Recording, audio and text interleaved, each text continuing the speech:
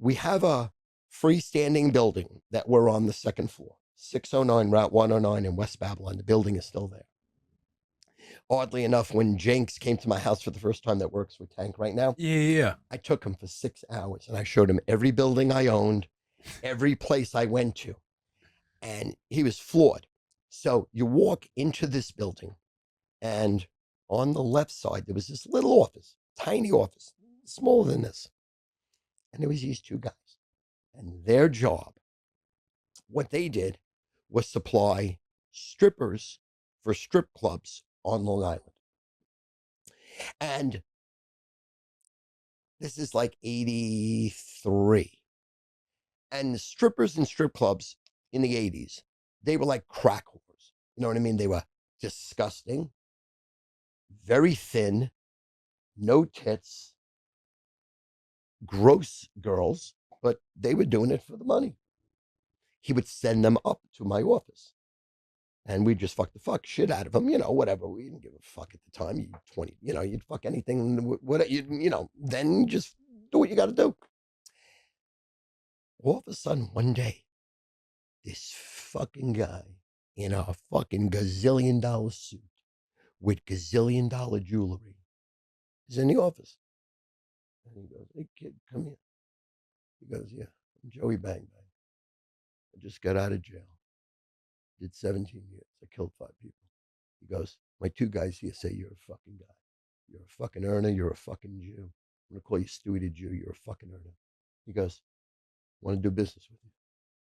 Now, my partner, I'm 22. He's 43. Is Italian also. And he hated this guy. He says the guy's a fucking criminal. Guy's a fucking loser. And my partner, once we started making money, see, my father taught me when I made money, don't show you make money. Don't dress like you make money. Don't do anything. Reverse with this guy. This guy's in his 40s already. He wants to show his dick. Mm-hmm. He's fucking everything that walks. He's going to these PWP meetings, Parents Without Partners. He was single and he was taking down, God, fucking 15 girls. It's like a Wedding Crashers deal. Without, Yeah. Crazy PWP, And he goes, "But I hate your fucking partner. He's not showing me respect." I'm like, "Well, listen, I'm showing you respect, Joe. I don't want no fucking problems here. Like, whatever." So he starts having a card game downstairs. And we were writing at the time about $5 million on a board that you wrote it. The minute guy makes a sale, we used to sell, like we used to call a person up and go, "Listen, our package is 1.5 million. But all I need from you now is 150,000. And you owe me 1,350,000. And I'll work that off, picking the winners." And some people go, "Okay, that works." Think about that. Okay, that works. So I got 150 grand sale. Mm-hmm. So we were just killing. We were killing. This guy has a card game. And one of my managers starts playing in the card game. And this guy, Joe, says, "I hate that fucking guy, Tony, upstairs. Stu's partner. I love the fucking Jew, but I hate the partner. I'm going to fucking make a move. I'm going to send one of my guys up there." So he sends this Luca Brazzi guy up to my office. And Joey says to me, "Stu, I want you to fucking give him a job." What am I supposed to say? Mm-hmm. I said, "Yes." "Okay, no problem." This fucking guy couldn't even talk. He was not there to pitch. He was there to look. And I was stupid enough to not take the board down. So he told Joey everything. So I get into work on a Saturday about 10 minutes late. And my partner was fucking beat the fuck out of him. He had a toupee ripped off. His whole face was bloody.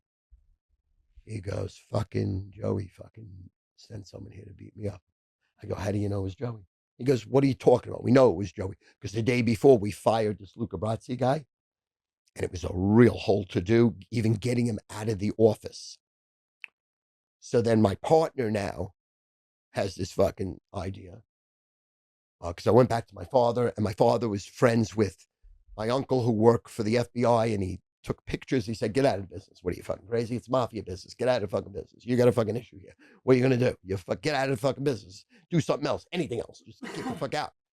I said, "I'm not getting the fuck out. I make a lot of money here." So my partner says he knows a friend that's in the mafia. He goes to the friend. Friend comes to the office. Friend says, Tony, you come with me to Brooklyn. We're going to drive to Brooklyn and we're going to meet this guy, Rocco. Classic. So in Brooklyn, Rocco has like an apartment in Bensonhurst. But in the basement, there's like fucking 20 TVs. And he sits down and he tells my partner, he goes, Tony, what this guy Joey's going to do is fucking kill you and take your fucking business. That's how it works. So you're with me now. I'll protect you. So on the way home, the people in the car ask Tony what his address is, home address. And he thought that was weird. So he gives him a fake address. Okay. Tony comes back and says, it was really fucking weird. I don't know what to do, but this guy, Joey, they said is gonna kill us. I said, well, a guy loves me. He's not gonna kill me. He goes, well, what the fuck? He's gonna kill me. It's the same as killing you, right? I said, yeah, we're in this together. I'm not fucking bailing out on you. The next day, same situation. I get to work like 15 minutes late, and they beat the fuck out of my partner. And this time they wreck the whole office, 2 people. But the problem was one of the guys said to him, like a dodo, and I know where you fucking live. You're at this, so we're going to come to your fucking house if you don't give us the money. Because what they were asking for was 40% of our gross money. Whatever we wrote, we give them 40%. And then we're good. So now he knows it's them because they gave the fake address. So he knows two different gangs coming at him now. Right. So, by the way, quick pin. Your buddy, your partner has to stop showing up to work on time. That's fucking something showing up early. So he's like 10 minutes late, 15 minutes late, don't catch a beating at all. So now we got a real fucking problem. We got a $5 million business. Now in those days, the big customers paid us in cash. They would put $150,000 in a FedEx envelope. Certain weeks we had $300,000-$400,000 in cash. Just on our desk. Which, of course, we're blowing the money. We're going to Atlantic City. I couldn't lose the money quick enough. I couldn't buy enough Coke. I couldn't give it away to my friends. I couldn't wait to go to sporting events, paying top dollar, shows, everything, restaurants, walk into Le Cirque, Le Perigord, Le Bernardin, Maitre d', here's $1,000. Fucking, I want that table. We weren't even dressed. You got it, Mr. Feiner. Tip everybody $200. I'd spend $10,000. Le Cirque, Le Perigord, Le Bernardin, all the top restaurants in New York. Spark Steakhouse, every one of them. Smith Walensky's, every fucking one of them. They knew me because I fucking, whatever. I bought my way in. I didn't have the rep, but I did what, they didn't give a flying fuck. They treated me better than they would have treated Paul Newman, a big star. It didn't matter. So my uncle says, if you're not going to get out of business, you got to call security firm here. You got to get guards. So my father, it was the greatest because my father is an army veteran, 2 tours to Germany, and he was a complete psycho. He comes there with his friends, and they bulletproof every one of my windows with this plexiglass that was bulletproof.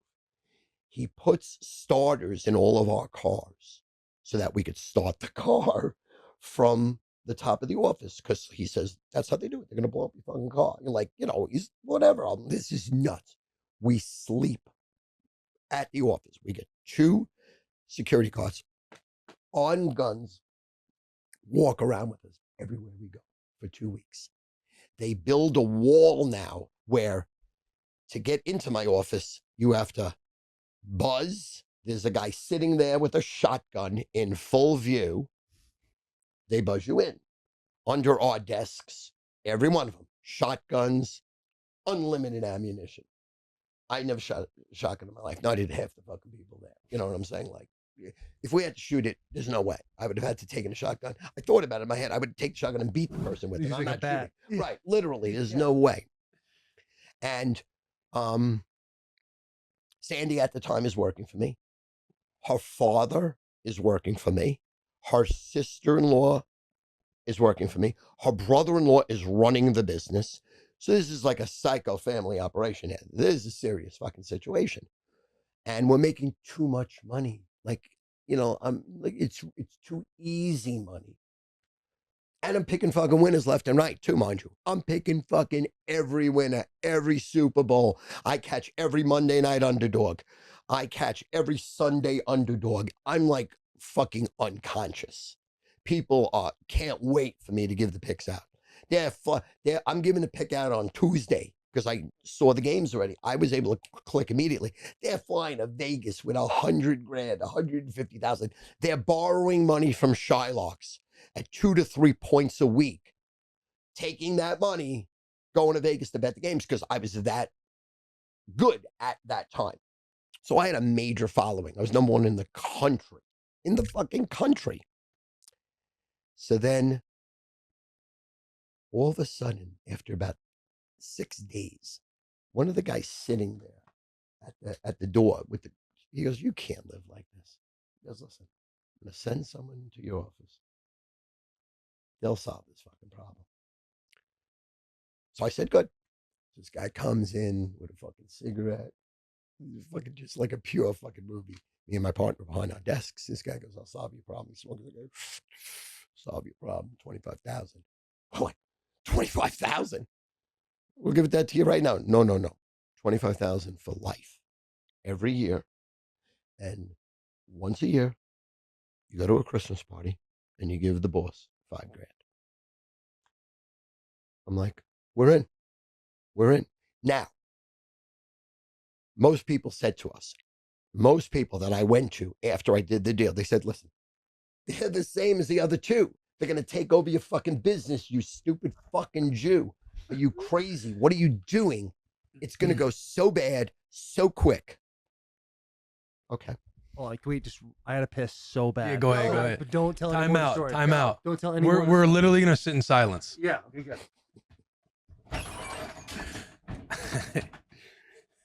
Oh, God. I mean, Never a dull moment, guys, huh? Talking for an hour. I know. I love it. For an hour, and I'm literally just like, I can't wait to hear this. Yeah. Okay, so. I think it's one of those deals where we don't have. Let's jump back in. Yeah, we'll jump back in. Don't want to lose any moment of thought. Yeah, you're right. Do you want this? No, I'm okay. All right, cool. Go ahead.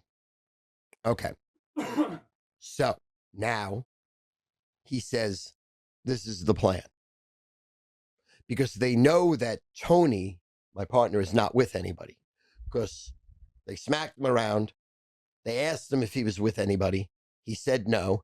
Then he reached out to a second place, which smacked him around. So both places know he's not with anybody. So here's the plan. The guy goes, "Listen, this is what we're going to do.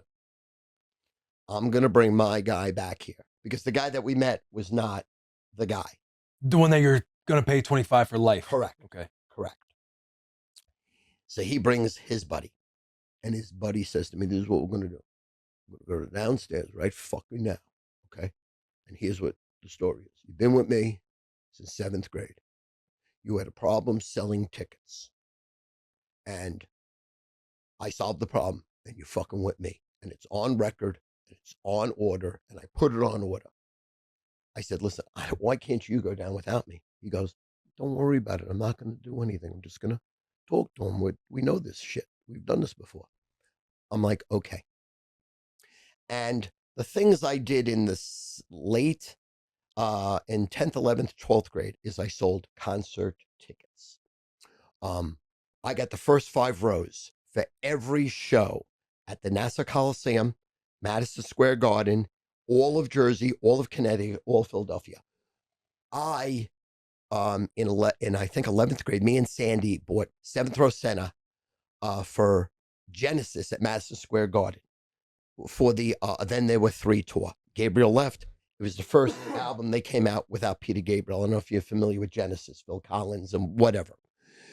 So, and that was our favorite album. And as it turns out, Follow You, Follow Me was our wedding song. So we paid this guy $40 each. I didn't have the money at the time. She paid, I paid.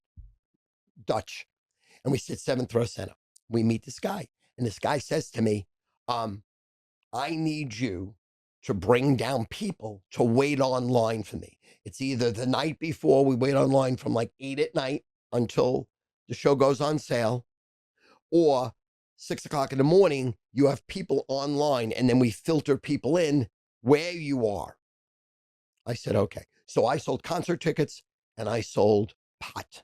Only two things I ever did in high school and my first 2 years of college. I went to Nassau Community College, right across the street from the Coliseum. So I was very popular and very valuable, because if you wanted to see a fucking show, you had to go through me. Now, none of my money, I didn't use any of my money for anything. This guy would give me the money, pay each person either a first 5 row center ticket for free or $100. So I sold concert tickets, and we had a lot of wars with people, because there would be people sitting online for days, and we would just literally, I got football players to work for me. We would literally, there would be like a list of like 600 people had been there for 4 days. I would literally walk up to the line. Let me see the list. They go, yes, Stu, sign here. I take the list, rip it the fuck up. And then my football players would literally take these metal like barricades and squish them against the wall. We would filter like 40 people in front, and then we put the barricade back. And we go, what the fuck you want to do? You want to fuck, let's go. You want to fucking go? And a couple of times they beat this living fuck out of people. Like should have gone to jail. Shit, left them for dead. But then, you know, they were scared, so they didn't call the cops. So this guy says, listen, here's the deal. I helped you when you were having problems. You're fucking with me. You've been with fucking me. I said, okay, but listen, I don't want to go downstairs. Because you got to come down. It'll be very mellow. So I go down with this guy, and the other guy stays upstairs. And he literally, the second he walked in, just threatens the fuck out of this guy. He's like, who the fuck you think you are? You're making a move on him. He's fucking with me. Check on record. He's on fucking record. He's fucking with me. Who the fuck are you? And then this guy is like, oh, whoa, I didn't know. You know, and that's how it went down.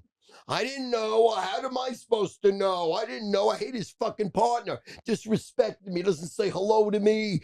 This and that. And I'm literally sitting there thinking, I'm getting shot. I'm literally getting fucking shot here, because he has a gun with him. He has a gun on him. I know the other guy has a gun. He's already killed people. He just got out of jail. And I'm sitting there like I swear to God, my heart has never beat so fucking fast. But he backed down. Back down. So then that really gave me the license now to just have a license to steal. A license to just go. It was my dream come true. Like, I could do whatever the fuck I want. And if I got a beef, this guy's going to fucking come and fucking tell you to fuck yourself, because it's on record that I'm with him. And his guy was like a fucking, like a big guy. He owned like 3 fucking bars in Queens, 2 bars in New York. And every time I met that guy, I was always super scared, because he was always making a move on me. He's like, what can we do to make money? What can we do to make money? Like, he didn't like physically make something happen, but every time he's like, come on, can't you cut me in? What's the story? What's the deal? And I just kept him in arm's distance. I never was late with the money. I always went to the Christmas parties, and he'd be like, he'd introduce me to everybody. Like, hey, this is Barry 5 Fingers. Just got out of jail for killing 5 people. He only has 5 fingers because he fucking got his hand cut off in fucking jail. I'd be like, this is a fucking Jew, Stewie the Jew. He's a fucking earner for us. That's how they introduce me. I'd be like, hi, Yeah. how you doing? And this went on for like 3 years.